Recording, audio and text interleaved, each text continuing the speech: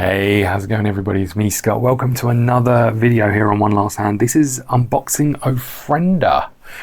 This is a game from Osprey Games. I picked it up at the UK Games Expo, and it's a card placement game, I guess is the best way to describe it. Assemble a colourful altar to celebrate your loved ones in this card placement game inspired by the Mexican Day of the Dead.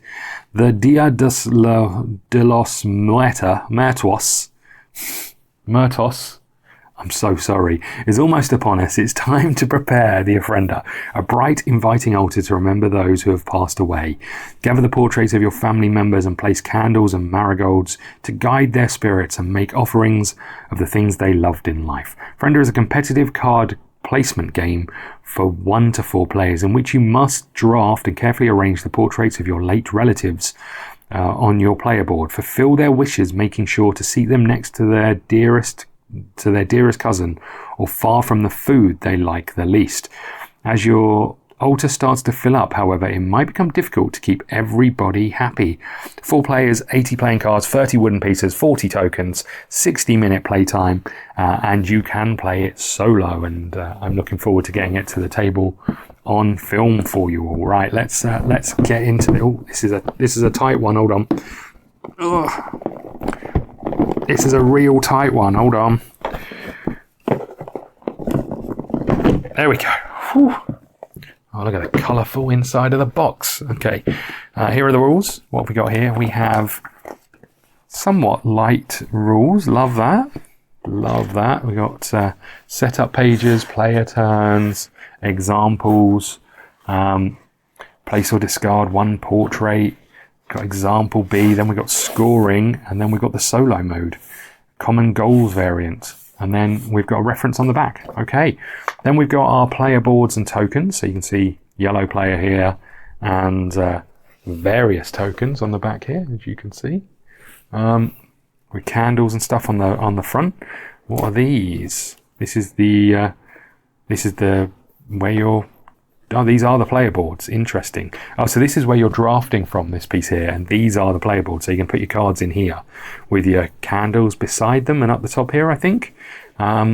Very nice card stock. Double layered or layered boards. We like those. That's that there. We've got a die. Okay, good. We've got these little wooden tokens that are very nice, one-sided printed. There we go, little marigolds. Love that. A load of those, so we'll tuck those over here.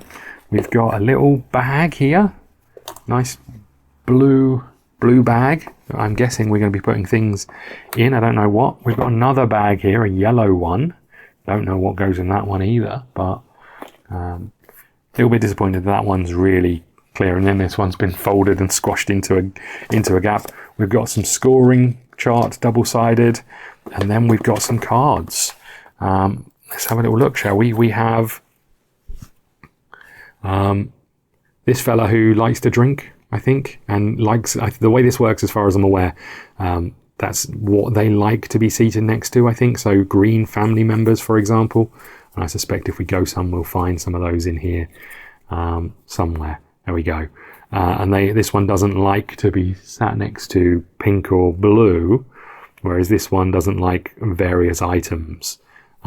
So yeah, you're going to have to be picking these up and placing them on your board, but trying to match them next to people with certain things. So seems like it could be quite interesting, and also a little bit tricky once you get later stages of it. And then we've got these cards. I'm not sure what these do. Maybe these are solo things. But they've got various items on the back there. And that is it. You know what? We flew through that. I don't think there's anything more to show you. You know, it's a pretty small game in a big box. And then we've got our tokens, which I'm assuming are going to go into the bag.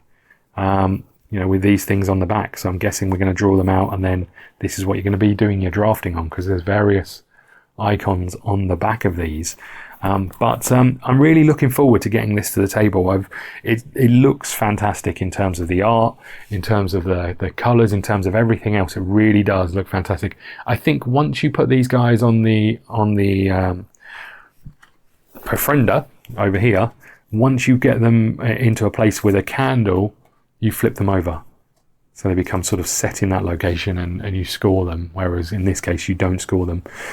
So I think that's how it plays out. I don't think it's massively complicated. However, I think it's a bit of a brain melter when you sit there trying to figure out, if I take this person, can I sit them next to this person? And I guess that only gets worse in a multiplayer game, because you're then trying to